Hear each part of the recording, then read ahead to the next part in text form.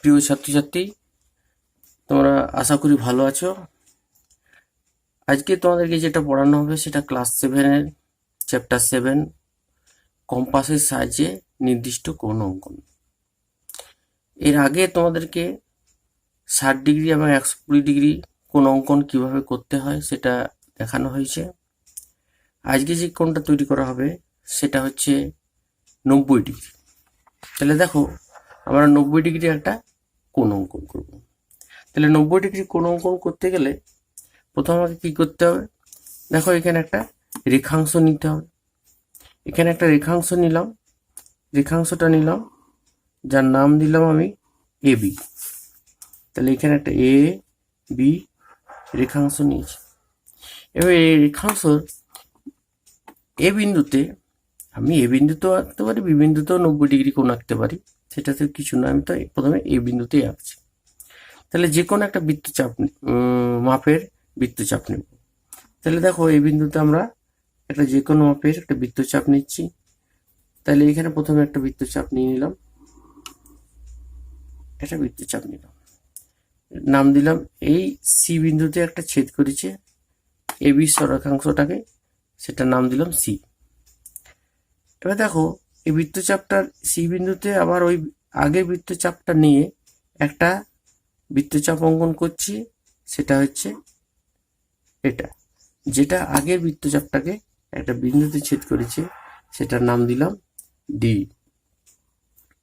আবার ডি বিন্দুতে নিয়ে একটা বৃত্তচাপ অঙ্কন করছি, যেটা প্রথমের বৃত্তচাপটাকে একটা বিন্দুতে ছেদ করেছে, সেটা হচ্ছে ই।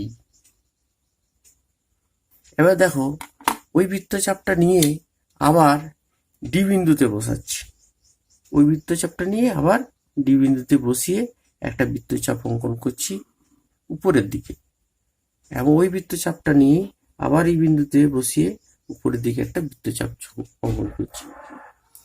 সেখানে দেখছি আমি একটা বিন্দুতে ছেদ করেছে, সেটার নাম দিলাম কি এফ। তাহলে আমরা কি করব?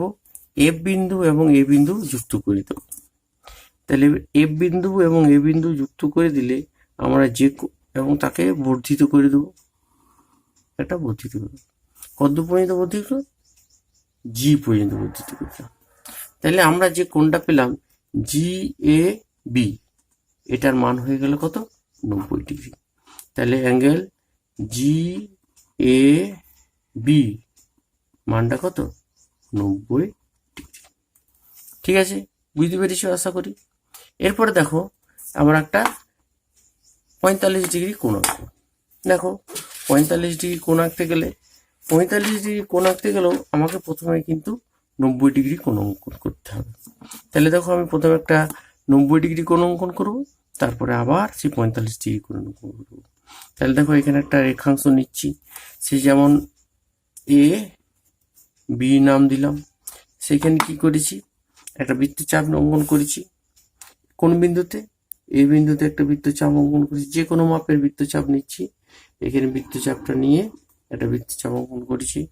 আগের যে বিন্দুতে ছেদ করেছিল, যে বিন্দুতে এই বি রেখাংশটাকে ছেদ করেছে, সেটা নাম দিলাম সি। আবার সেই সি বিন্দুতে ওই একই বৃত্তচাপটা নিয়ে আমরা একটা বৃত্তচাপ অঙ্কন করব, যেটা ডি বিন্দুতে ছেদ করেছে। এবার ডি বিন্দুতে আবার ওই আগের বৃত্তচাপটা নিয়ে একটা বৃত্তচাপ অঙ্কন করব, যেটা এফ বিন্দুতে। তাহলে এখানে যে বিন্দুটা পেলাম সেটা হচ্ছে ই। এবার ই বিন্দুতে এবং ডি বিন্দু থেকে ওই একই বৃত্তচাপ নিয়ে একটা বৃত্তচাপ অঙ্কন করছি, সেটা হচ্ছে এখান থেকে একটা ই বিন্দু থেকে একটা বৃত্তচাপ অঙ্কন করছি, যেটা যে বিন্দুতে ছেদ করছে সেটা হচ্ছে এফ। আমরা কিন্তু এক্ষেত্রে এফ এবং এ যুক্ত করলে যে কোণটা পাবো সেটা কিন্তু আমরা আগে পেয়েছি, সেটা হচ্ছে 90 ডিগ্রি। কিন্তু আমি গোটাটা টানবো না, এখানে শুধুমাত্র রেখা বিন্দু দুটি স্কেলের সাহায্যে সমান করে এই মাঝে এইটুকু অংশ টানবো। তাহলে এখানে আমি যে বিন্দুটা হলো সেটা ধরি জি। তাহলে জি বিন্দু, তাহলে এটা হচ্ছে 90 ডিগ্রির মাপটা। এবার একটা বৃত্তচাপ নেব, এরপর আমরা কিন্তু বৃত্তচাপটা বাড়াতেও পারি কিংবা কমাতেও পারি। এখানে একটা বৃত্তচাপটা একটু বাড়িয়ে নিলাম।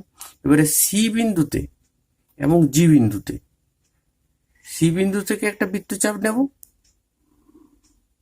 এবং জি বিন্দুতে, যেখানে আমরা এফ আর এটা যুক্ত করে 90 ডিগ্রি আঁকার জন্য যেটা সরলরেখাংশ টানছিলাম, টানিনি, জি বিন্দুতে শুধুমাত্র প্রথম বৃত্তচাপটাকে যেখানে ছেদ করছে সেখানে একটা জি বিন্দু নিলাম এবং সেই জি বিন্দু থেকে আবার একটা বৃত্তচাপ নিলাম। তাহলে আমি কি করছি, 45 ডিগ্রি কোণ আঁকার ক্ষেত্রে সি বিন্দু থেকে একটা বৃত্তচাপ নিচ্ছি এবং জি বিন্দু থেকে বৃত্তচাপ নিচ্ছি।